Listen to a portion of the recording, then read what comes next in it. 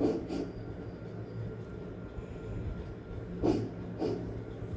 Hello. ષષ્ઠ પિતાધીશ્વર પૂજ્યપાદ ગોસ્વામી શ્રી 108 દ્વારકેશલાલજી મહારાજના યુગલ ચરણોમાં મારા કોટી કોટી વંદન. યુવા વૈષ્ણવાચાર્ય પૂજ્યપાદ ગોસ્વામી શ્રી 108 શ્રી શરણમ કુમારજી મહોદયશ્રીના યુગલ ચરણોમાં કોટી કોટી વંદન. દીપો શાખાના સર્વે હોદ્દેદારો, વાડી શાખાના સર્વે હોદ્દેદારો, સર્વેને નમસ્કાર.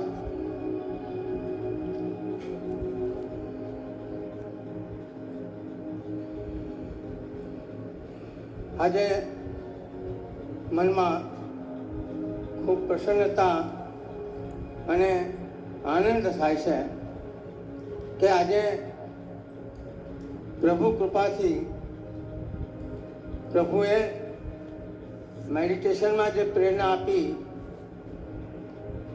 અને મારા ગુરુજી નિત્યલીલા પૂજ્યપાદ ગોસ્વામી 108 બ્રહ્મર્ષિ શ્રી બ્રજેશકુમારજી મહારાજશ્રીની પ્રેરણા અને આશીર્વાદથી આ 7મું પુસ્તક પ્રકાશન જીવન જીવવાની જડીબુટ્ટી શ્રીમદ ભાગવત ગીતાને આપ સર્વ સમક્ષ સમર્પિત કરું છું. શ્રીમદ ભગવદ્ ગીતા વિષય આંતરરાષ્ટ્રીય ક્ષેત્રે પણ અને ભારતમાં ઘણું બધું લખાયું છે. ઘણા બધા રીતે અર્થઘટનો થયા છે. પ્રશ્ન થાય કે આ ગ્રંથની અત્યારના સંદર્ભમાં શું જરૂર છે? તો હું એટલું કહીશ કે આજથી 5240 વર્ષ પૂર્વે અર્જુનને ભગવદ્ ગીતાની જેટલી જરૂર હતી એના કરતાં પણ આજે અત્યારની વાસ્તવિક પરિસ્થિતિમાંથી આપણે જે રીતે પસાર થઈ રહ્યા છે એ જોતા ભગવદ્ ગીતાની પ્રસ્તુતતા અત્યારે ખૂબ જ વધારે છે. અને એનું કારણ કે ભગવદ્ ગીતા એ વિશ્વનો એક શિરમોર ગ્રંથ છે. ભગવદ્ ગીતા એ કોઈ ધર્મનો ગ્રંથ નથી, એ માનવ જાતનો ગ્રંથ છે. અને આ ભગવદ્ ગીતા એ વિષાદથી પ્રસાદ સુધીની યાત્રા છે. કૃષ્ણથી કૃષ્ણ સુધીની યાત્રા છે. ગીતાથી ગોકુળ સુધીની યાત્રા છે. મસ્તિષ્કથી હૃદય સુધીની યાત્રા છે. અને આ પુસ્તકનું જે મુખપૃષ્ઠ છે એ મુખપૃષ્ઠમાં સમગ્ર ભગવદ્ ગીતાનો જો સાર કહીએ તો એ સાર એ આ ચિત્રને જો જોઈએ ને એને સમજીએ તો એ ભગવદ્ ગીતામાં શું નથી, આપણા જીવનની દરેક સમસ્યાઓનું સમાધાન છે. અને તે ભગવદ્ ગીતા એ સર્વકાલીન સાર્વત્રિક સનાતન ગ્રંથ છે. તો વિષાદથી પ્રસાદ સુધીની જે યાત્રા ભગવદ્ ગીતામાં છે, બહુ એની વિગતે તો વાત નહીં કરું, સમયનો અવકાશ નથી. પરંતુ how long is road to the divine, પ્રભુ પ્રાપ્તિનો માર્ગ એ કેટલો લાંબો છે. અને આ જે ચિત્ર જે છે એમાં જે બતાવ્યું છે કે ભગવત પ્રાપ્તિનો માર્ગ એ ફક્ત 8 ઇંચનો જ છે. મસ્તિષ્કથી હૃદય સુધીની યાત્રા એ ભગવદ્ ગીતાની પુરુષાર્થથી પ્રસાદ સુધીની યાત્રા છે. અને એ રીતે આ વિષાદ જે અર્જુનને હતો, અર્જુનને વિષાદ હતો. અર્જુન તો આપણો પ્રતિનિધિ છે. જે પ્રશ્નો અર્જુનના હતા એ જ પ્રશ્નો આપણા પણ છે અત્યારે.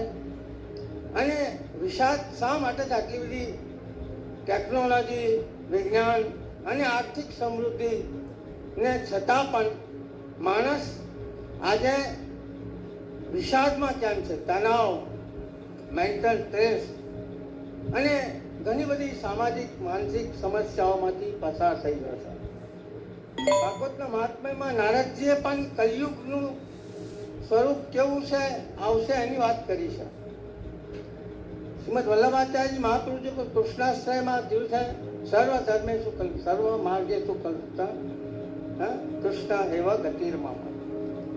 અને એક ચિંતકે ના જે શબ્દો છે કે जिधर देखता हूँ उधर कफन ही कफन देखता हूँ, कैसे गायब हो गई इस मुल्क से चैन. यहाँ कोई तन से बीमार है, कोई धन से बीमार है, कोई मन से बीमार है. यहाँ सब बीमार ही बीमार है, सुखी केवल हरिदास. તો આ અત્યારની આ જે પરિસ્થિતિ છે એનું કઈ રીતે આપણે આ વિષાદમાંથી પ્રસાદ છું. અર્જુન તો એમાં સૂચવતા હતી, સરળતા હતી. અને એટલે અર્જુને શરૂઆતમાં ભગવાન સાથે ઘણા બધા પ્રશ્નો કર્યા, ઘણી બધી શંકાઓ ઊભી કરી. પરંતુ છેવટે ભગવાને આ ગ્રંથમાં કૃષ્ણ એ પોતે જે ગુહ્ય જ્ઞાન આપ્યું છે અર્જુનને અને આપણે માનવ જાતને, ગુહ્યતર અને ગુહ્યતમ, supreme secret of Bhagavad Gita, ભગવાને પોતાની પ્રાપ્તિના 2 સરનામા ભગવદ ગીતામાં આપણને બતાવ્યા છે અર્જુનના માધ્યમથી. 15મા અધ્યાયના 6થા શ્લોકમાં પણ કહે છે, ન તદ ભાષાય તે સૂર્ય ન શશાંકો પાવક ન વર્તમાનું વર્તનતે તત્વધામ પરમમ. જ્યાં સૂર્ય પ્રકાશ જતો નથી, જ્યાં ચંદ્રનો પ્રકાશ જતો નથી, એ મારું પરમધામ કે જ્યાં ગયા પછી કોઈ પાછું આવતું નથી, એ મારું પરમધામ છે. અને બીજી જે વાત જે 18મા અધ્યાય જે છે, બહુ એની વાત નથી કરતો વિગતે, ઘણી જગ્યાએ ભગવાને ગુહ્ય વાત તો કરી છે. પરંતુ 18મા અધ્યાયના 61મા શ્લોકમાં ભગવાન કહે છે, ઈશ્વર સર્વભૂતાનામ હૃદયે તિષ્ઠતિ અર્જુન. હે અર્જુન, ઈશ્વર હું દરેકના હૃદયમાં બિરાજમાન છું. અને એટલે 63મા શ્લોકમાં ભગવાન કહે છે, તમેવ શરણમ સર્વભાવેન ભારત. તેથી હે અર્જુન, તું મારા શરણે આવ. અને શરણે આવ ત્યારે શરણે આવવાનો અર્થ શું એ બધી ચર્ચા તો નથી કરવી, પરંતુ શરણે આવવાને પછી 65મા શ્લોકમાં ભગવાન કહે છે, તું મને કર્મ માર્ગે, જ્ઞાન માર્ગે કે ભક્તિ માર્ગે, કોઈ પણ માર્ગે તું મારી પાસે આવ. પરંતુ 65મા શ્લોકમાં કહે છે, મન મના ભવ મદ ભક્તો મધ્યાજી મન નમસ્કાર. હે અર્જુન, તું મને તારું મન આપ, આ જ્ઞાન માર્ગ. તું મારો ભક્ત બન, આ ભક્તિ માર્ગ. અને તું મારું પૂજન કર, અર્ચન કર, મારી સેવા કર, આ કર્મ માર્ગ. તો ભગવાન કહે છે, કોઈ પણ માર્ગે તું મારા શરણમાં આવ. તો શરણમાં આવ્યા પછી શું?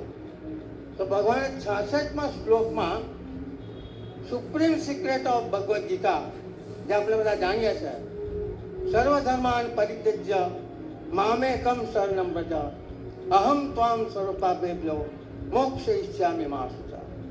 હે અર્જુન, તું બધા જ ધર્મોને ભૂલી જા. ધર્મની ઘણી બધી વ્યાખ્યાઓ ભગવાને કરી છે, પણ તું બધા જ ધર્મોને ભૂલીને તું ફક્ત મારા શરણમાં આવ, તને હું બધા જ પાપોમાંથી મુક્ત કરીશ. એ વિશે કોઈ શંકા માં સૂચવ, તું કોઈ શંકા કરીશ નહીં.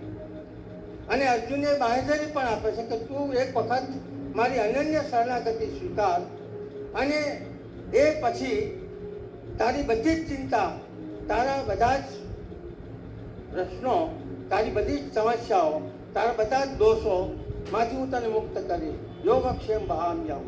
ભગવાને આપણને વચન આપી છે કે જે મારી અનન્ય શરણાગતિ સ્વીકારે છે એનું યોગક્ષેમ ચોક્કસ વહન કરું છું. અને એટલે શ્રીમદ વલ્લભાચાર્ય મહાપ્રભુજીએ પણ આપણને આ જ વાત કરી છે, સર્વદા સર્વભાવેન ભજનીયો વદાધિપ કૃષ્ણ સેવા સદા કાર્ય શ્રી કૃષ્ણ શરણમમાં. તો આ જે શરણાગતિની વાત છે એ શરણાગતિ તો આ પુસ્તકના મુખપૃષ્ઠ પર આપણે મસ્તિષ્કથી હૃદય સુધીની જે યાત્રા છે, આપણે બધા મસ્તિષ્કમાં જીવીએ છીએ. મોહ ઓર મોહી, મેં ઓર મેરી મમતા, આ જે પ્રશ્નો છે આપણા મગજમાં છે. અને ભગવાન કહે છે તું આ મસ્તિષ્કમાં તારા જે પ્રશ્નો છે એ પ્રશ્નો છોડીને તું હૃદય સુધી મારી પાસે આવ. તો એ આમ તો 8 ઇંચનું અંતર છે, પરંતુ કેટલાય વર્ષો થયા આપણે બચ્ચું કેટલું અંતર કાપ્યા એ દરેકનો આત્મનિરીક્ષણ વિષય છે. અને એટલે અર્જુને તો આ સ્વીકાર્યું, અને અર્જુને છેવટે ભગવાનના શરણે ગયા. અને 73મા શ્લોકમાં અર્જુન કહે છે નષ્ટો મોહ સ્મૃતિર્લબ્ધા તવ પ્રસાદામ અચ્યુત ચિત્તોસ્મિ સંગતુષ્ય કરિષ્મે વચનમ પ્રભુ. એ પ્રભુ, હું તમારા શરણે આવ્યો છું, હું બધો જ મોહ જતો રહ્યો છે, આપ જે કહેશો એ પ્રમાણે હું કરીશ. તો અર્જુનની આ જે રુજુતા હતી, અર્જુનની જે આ સરળતા હતી, એને લઈને ભગવાન અર્જુનના જેટલા કેટલા સંબંધો બદલાયા. પહેલાં અર્જુન એક સારથી તરીકે ભગવાન, પછી મિત્ર તરીકે, પછી ભક્ત તરીકે, અને છેવટે 18મા અધ્યાયમાં તો કહે છે તું અને હું બંને એક જ છે, તત્વમસી. તો આ જે છે તું અને હું, આની જે ડ્યુઆલિટી છે એ ડ્યુઆલિટી લઈને જે પ્રોબ્લેમ થાય. તો આપણે વધુ ના કહેતા મારા અલ્પ વક્તવ્યને વલ્લભના ચરણોમાં સમર્પિત કરું છું. ધન્યવાદ.